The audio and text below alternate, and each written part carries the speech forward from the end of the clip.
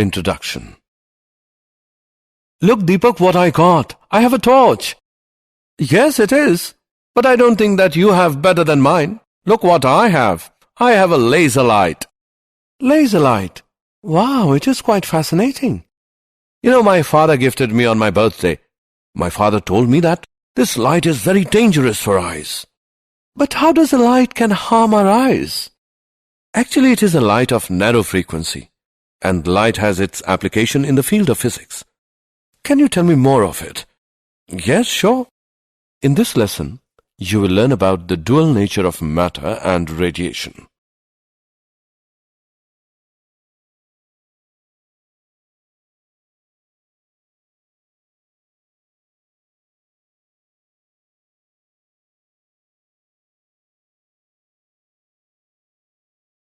Objectives. At the end of this lesson, you will be able to explain the electron emission, explain the photoelectric effect, discuss wave theory of light, state Einstein's photoelectric equation, find energy of photon, explain the particle nature of light, explain wave nature of matter, state Heisenberg principle, explain Davison and Germer experiment.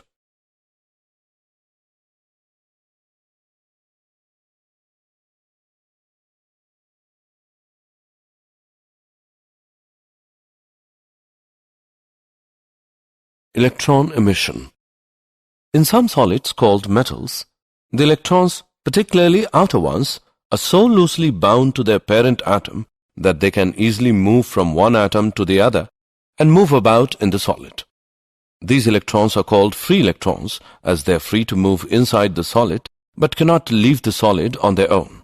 These electrons are held inside the metal surface by the attraction of the ions and of surface forces. Thus, these electrons require a certain amount of energy in order to come out of the metal surface. The minimum amount of energy required to emit electrons out of the metal surface is called the work function, phi0 of the metal. This minimum energy work function required for electron emission from the metal surface can be supplied to the metal in any of the following ways. Field emission. Electron can be made to leave the metal surface by applying strong electric field. Thermionic emission. By heating the metal, sufficient thermal energy is received by the free electrons to overcome the attractive pull of metal surface. Photoelectric emission. Free electrons from the metal can also be released by supplying energy to them in form of light.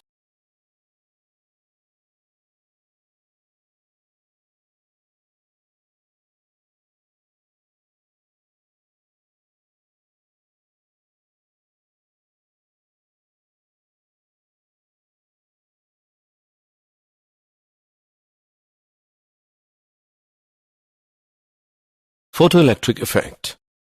The emission of electrons from metallic surface by light energy is called the photoelectric effect, and the electrons so emitted are called the photoelectrons.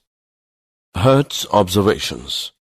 While performing an experiment for production of electromagnetic waves by means of spark discharge, Hertz observed that sparks occurred more rapidly in the air gap of his transmitter when ultraviolet radiations was directed at one of the metal plates.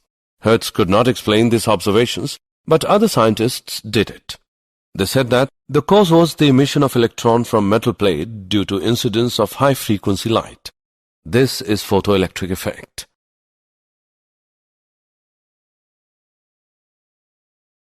Hallwalks and Lenard's observations.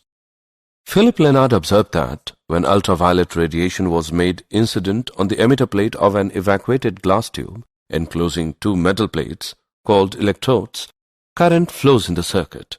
These observations indicate that when ultraviolet radiation fall on the emitter plate, the electrons are ejected from it, which are attracted to its anode plate. The electrons flow through the evacuated glass tube, completes the circuit, and current begins to flow in the circuit.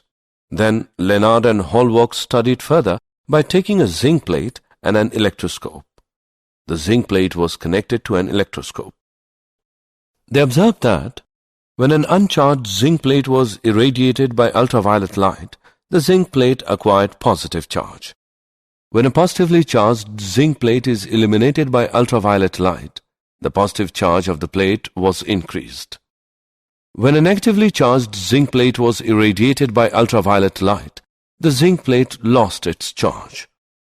All these observations show that when ultraviolet light falls on zinc plate, the negatively charged particles, that is, electrons, are emitted.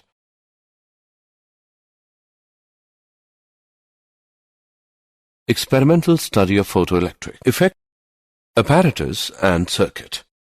The tube containing two electrodes, P and Q, has a side window of quartz to permit ultraviolet rays for the experiment.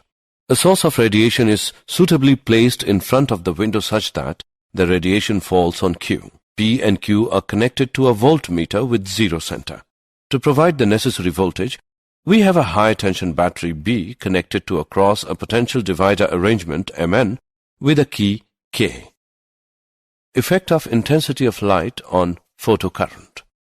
The photoelectrons emitted per second is directly proportional to the intensity of incident radiation.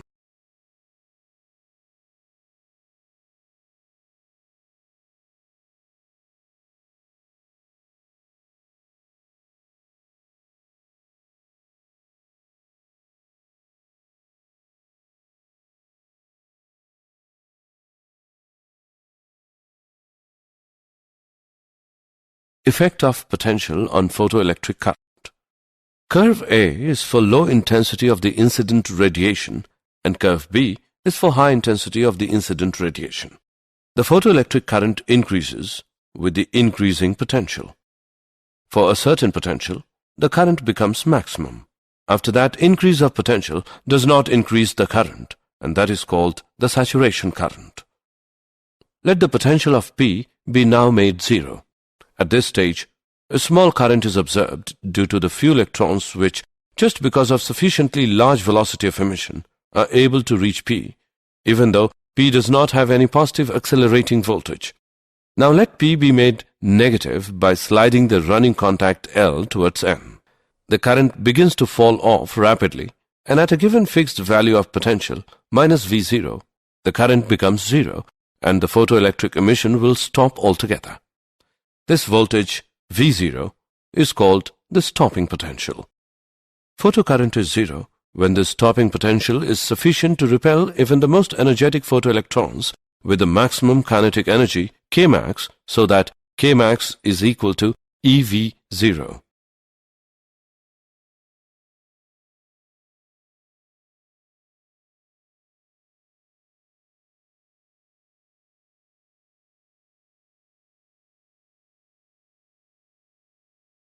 Effect of frequency of incident radiation on stopping potential. Photoelectric current remains unaffected by change of frequency, but stopping potential increases with increase of frequency of incident light. If we plot a graph for stopping potential V0 against frequency V of incident light, it is in the form of a straight line. If frequency is continuously decreased, the stopping potential becomes zero at a certain frequency. This frequency is called the threshold frequency. Thus, threshold frequency is the minimum frequency of incident light at which the stopping potential or maximum kinetic energy of emitted electrons becomes zero. If the frequency of incident light becomes less than the threshold frequency, the photoelectric effect does not occur. Photoelectric effect and wave theory of light. According to wave theory, the kinetic energy of photoelectrons must depend on the intensity of incident light. But according to experimental observations, the kinetic energy of photoelectrons does not depend on the intensity of incident light. According to wave theory, the light of any frequency can emit electrons from metallic surface provided sufficient intensity of light. But according to the experimental observations, the light of frequency less than threshold frequency cannot emit electrons, whatever the intensity of incident light may be.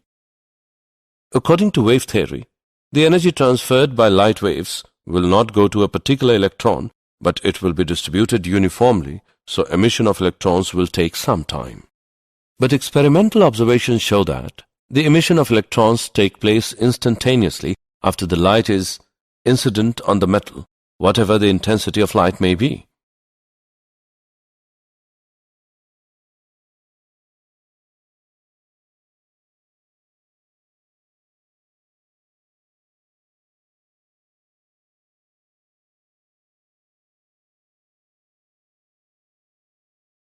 Einstein's photoelectric equation. Energy quantum of radiation. Light propagates in the form of small bundles of energy called quanta or photons. The energy of each photon is h nu. When u is the frequency of light and h is the Planck's constant. The value of h is 6.62 into 10 raised to the power minus 34 joule second.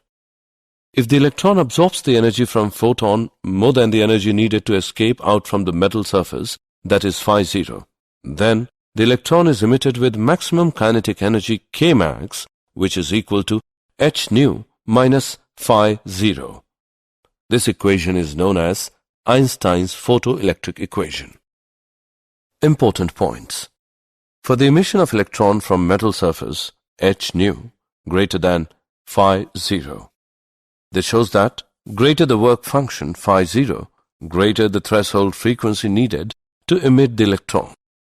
The more the number of photons available, the more the number of electrons absorbs energy from the photons, and therefore greater is the number of electrons emitted from the metal surface. We know that Kmax equals EV0, and Kmax is equal to h nu minus phi 0. So, h nu minus phi 0 is equal to EV0. EVO is equal to h by E into nu minus phi 0 by E. If we plot a graph between nu and V0, taking nu on x-axis and Kmax on y-axis, the graph is a straight line, since equations is of the form y, which equals mx plus c. The slope of the line m is equal to h upon E, which is a universal constant.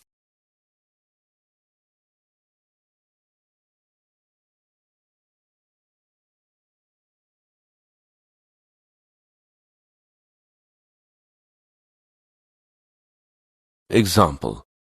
If light of wavelength 4000 to 950 angstrom is viewed as a continuous flow of photons, what is the energy of each photon in eV? Given Planck's constant h as 6.6 into 10 raised to the power minus 34 joule second. Solution. The energy of photon can be found by E as h nu, E equals hc by lambda, name it as equation 1.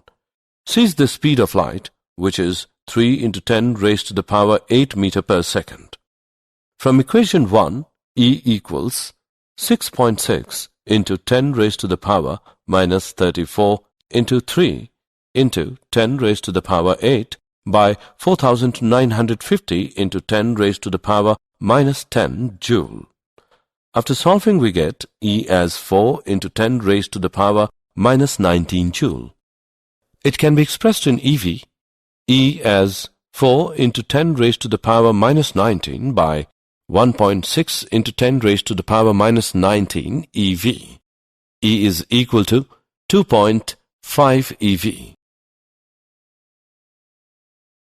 Particle nature of light, the photon.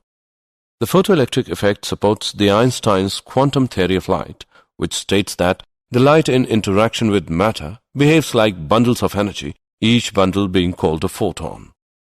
The photon picture of light can be summarized as, when radiation interacts with matter, it behaves as if it is made up of particles called the photons. The energy of each photon of frequency nu and wavelength lambda is E as h nu, which is equal to hc by lambda. The momentum of a photon p is equal to h nu by c, which equals h by lambda, where c is the speed of light. All photons of a given frequency have the same energy E, which is equal to h nu. The photons are electrically neutral, so they are not deflected by electric and magnetic fields. In photon-electron interaction, the total energy and total momentum are conserved. However, the number of photons may not be conserved in a collision because the photons may be absorbed and new photons of different energies may be created, so that total energy may remain constant, that is h nu, which equals h nu 1 plus h nu 2. Wave nature of matter. In 1924, Louis de Broglie proposed that material particles in motion behave as waves, and the wavelength associated with the material particles is given by lambda is equal to h by p, which equals h by mv, where p is equal to mv is the linear momentum of the moving particle. This is called de Broglie hypothesis. The momentum of the photon is p is equal to h by lambda. This gives wavelength lambda as h by p. Therefore, de Broglie proposed de Broglie wavelength lambda is equal to h by p, which equals h by mv.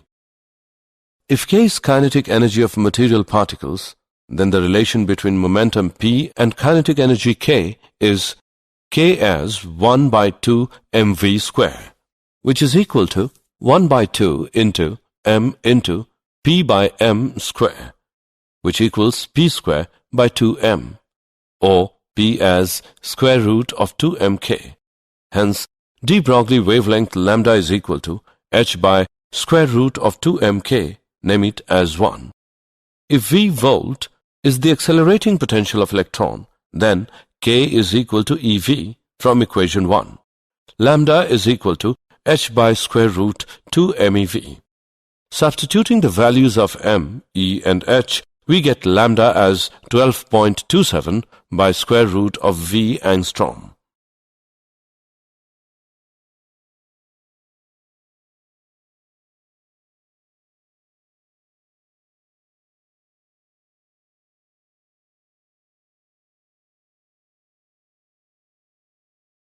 Example. Calculate de Broglie wavelength associated with electrons accelerated through a potential of 5 kilovolt. Solution. Given V is equal to 5 kilovolt, which equals 5000 volt. From the formula given below, we can find the de Broglie wavelength. Lambda is equal to 12.27 by square root of V angstrom. Lambda plus is equal to 12.27 by square root 5000 angstrom, which equals 0.173 angstrom.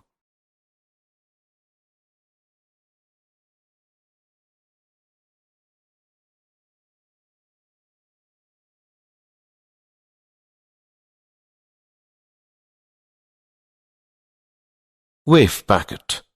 According to Heisenberg, it is impossible to measure both the position and momentum of a material particle exactly at the same time. The product of uncertainties in simultaneous determination of position delta x and momentum delta p is of the order of h cap, where h cap is equal to h by 2 pi, delta x into delta p approximately h cap. A wave of definite wavelength extends over all space, but an electron, which is represented by wave, cannot occupy all space.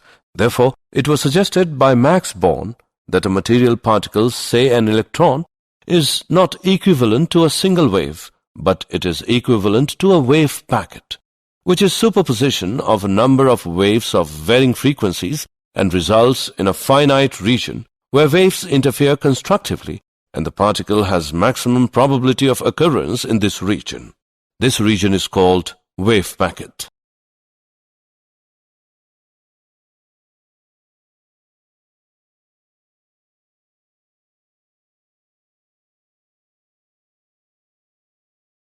Davison and Germer experiment.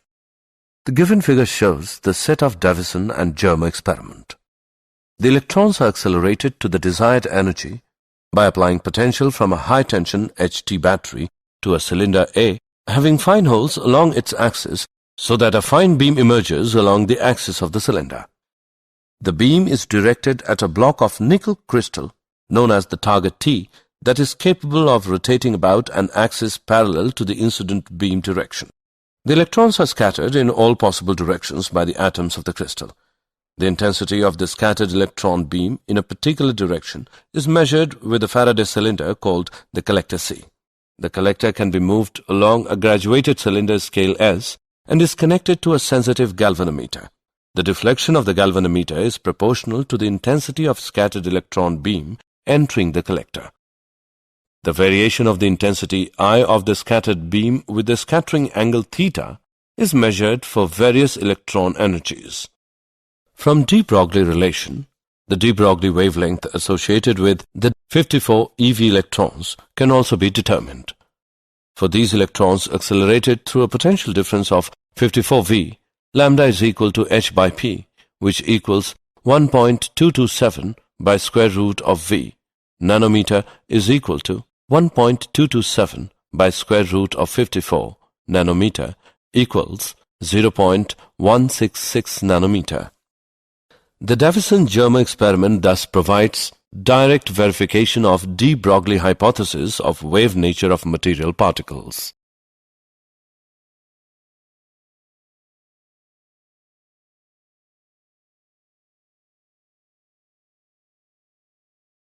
Did you know?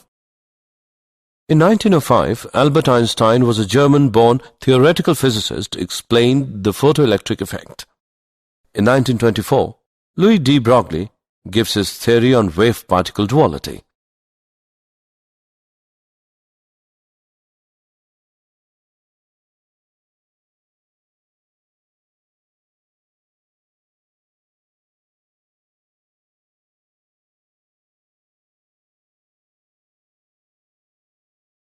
Summary. Let us summarize what we have learned. The minimum amount of energy required to emit electrons out of the metal surface is called the work function phi0 of the metal. The energy can be supplied in three ways: field emission, thermionic emission, photoelectric emission. The emission of electrons from metallic surface by light energy is called the photoelectric effect, and the electrons so emitted are called the photoelectrons. Photoelectric current depends upon intensity of incident light, applied potential, frequency of incident light.